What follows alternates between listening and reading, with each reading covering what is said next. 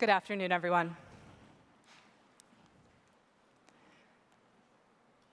You probably recognize these images: a Segway, Google Glass, HD DVD. They were much hyped technologies that had the potential to change our everyday lives, but ultimately, they were more hype than reality. Today, I'll be talking about blockchain, which is a technology whose future promise is one that many people feel divided on. I know I was also supposed to talk about AR and VR, but as anyone who has gone down the blockchain rabbit hole knows, there's so much about blockchain to cover that those are topics for another day. Now, I want to run a quick survey. Raise your hand if you own Bitcoin or some form of cryptocurrency. Few people in the room, that's great. Now, raise your hand if you don't. Most of the room. Interesting. I actually had no idea what to expect. So to cut to the punchline, I don't think you should actually invest in Bitcoin and cryptocurrency, but I do think you should take a long, hard look at blockchain. So what is Bitcoin and what is blockchain?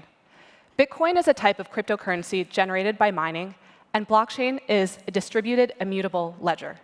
What does that actually mean? So let's say a transaction is requested. And a transaction could be something like me wanting to purchase a service at the Breakers Spa and wanting to pay in Bitcoin. My transaction is bundled with other transactions into what are called blocks. And then those blocks are verified by miners. And the verification process is essentially to make sure that the transaction is legitimate. So that is that I have the funds in my account, I actually want to give it to someone, all those sorts of things. And once the blocks are verified, they're then added to the blockchain. And then the miner receives new Bitcoin as a reward. Now, how exactly are blocks verified? They're actually verified cryptographically, which is why these things are called cryptocurrencies. Miners use their computers to solve complex math problems. And it's not the problem or even the solution itself that's exciting. In fact, the problem is actually arbitrary and only exists to ensure the security of the overall system. Once the first miner comes across a solution, it's then verified by other miners. And the process is called mining because it's kind of like mining for gold. Every miner is looking for the same solution, and it's essentially random as to who finds it first. As for who can be a Bitcoin miner, well, anyone can use their computer to mine Bitcoin by just downloading a software, although it does require significant computing resources, which is why most people simply just buy Bitcoin. Nowadays, there are massive mining pools where people combine their resources to mine Bitcoin. And people also try and hack other people's computers to get some Bitcoin. So I was actually at a Tesla dealership the other day, and they told me they recently fired an employee because he was using the showroom's Teslas to mine Bitcoin. Bitcoin is just one use case for blockchain technology. And blockchain is a way of keeping records, which is why it's called a ledger. But instead of keeping these records in a centralized manner, it's actually kept in both a decentralized and a distributed manner. And I cannot overstate the benefit of this. In a blockchain, you actually have multiple places where the information is stored, yet there's a single source of truth. And most critically, you don't need a third party to process or verify transactions. Now think about the role of credit card processors, payment processors, your real estate broker, lawyers. Basically, all of these roles essentially become redundant. And the blockchain record cannot be changed once it's created, so it actually has the ultimate data integrity. Another blockchain use case that you may have heard of is Ethereum. Ethereum has a significantly broader application than Bitcoin, as it also enables something called smart contracts, which in turn enables decentralized apps or dApps. Using Ethereum, you can link assets to the blockchain via smart contracts. And a smart contract is really just a few lines of code that actually give that information. And smart contracts are the way in which these dApps link to the blockchain. And so a dApp is similar to an app that you might have on your phone today, but it runs on a decentralized peer-to-peer backend, which is why the letter D is added. And they're actually non-blockchain apps, such as BitTorrent. And the key feature of all dApps is that they aren't controlled by a single entity. Recently, there's been a huge increase in the number of ICOs, initial coin offerings. And to date, there's actually been over $2 billion raised in ICOs. And actually, ICO activity surpassed traditional venture capital activity in the United States in the first half of 2017. An ICO is kind of like a combination between an IPO and a Kickstarter. Through an ICO, a company can sell you a digital asset to fundraise. But what's different from a traditional IPO is that in an ICO, you actually need that digital asset in order to participate in the system. I'm personally very excited about how blockchain enables a clear chain of custody and clear ownership. One example of this is a company, AirSwap, which is a decentralized exchange.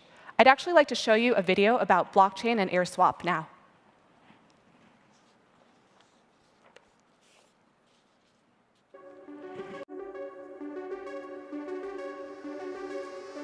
I've been working in the technology space since the mid-'80s, and I've seen 3 total revolutions: silicon, the internet, and blockchain.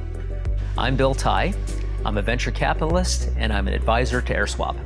AirSwap is basically a next-generation distributed exchange technology, leveraging the blockchain for the tracking of assets.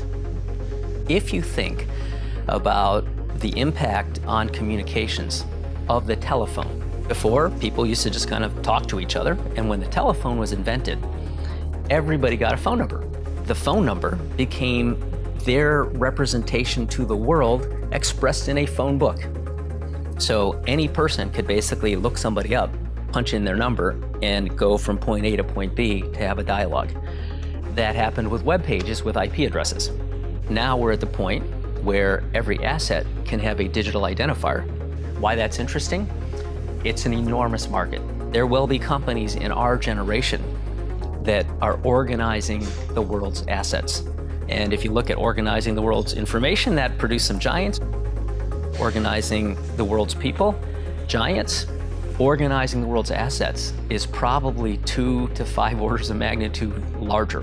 My good friend Hernando de Soto, an economist, he wrote a book called The Mystery of Capital, and it basically defines the foundational building block of capitalism as clear title to an asset. I had read The Mystery of Capital 15 years ago, and it sat in my head for 15 years. And when I realized what blockchain did, I said, wow, I can basically automate everything he's done and provide a way for every asset to have a clear title to unlock its value. The blockchain allows AirSwap to basically reach every person and every asset in a giant neural network of things that want to be connected. And I think the timing for this technology is perfect. If you think about the early days of Bitcoin and Ethereum, you have really cool technology that is very powerful, but it's really hard to explain. And AirSwap is basically putting a user interface layer on top of that to bring the value of that technology to a very big problem set, which is how does any individual anywhere in the world buy and sell something with security and liquidity? When you can combine an enormous market with a fantastic team and an opportunity that's well-timed, great things are going to happen.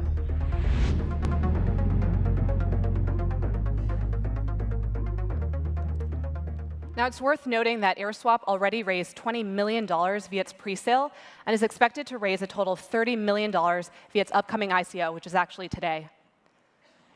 Another reason blockchain will be transformative is similar to what you heard in the video. It's because of what people are calling fat protocols. So on the left, you have the creation of the internet and where value is captured. Do you know who invented TCP/IP or HTTP? No, and I don't either. Do you know who invented the World Wide Web? His name is Tim Berners-Lee, and despite the immense impact of the internet, he's not a billionaire. So the protocol layer of the internet was very thin, and the fat layer was the application layer, and that's where the Googles and the Facebooks of the world play. If you look at the right side of the chart, you see kind of this blockchain world, and you see that the protocol layer is fat, and that's where Bitcoin and Ethereum are, whereas the dApp layer is actually thin. So all this value is actually being created at the most fundamental layer, and that's where Bitcoin and Ethereum are playing. Now, how might this affect you and your business? Let me run through a few potential use cases. The first is hotel room inventory.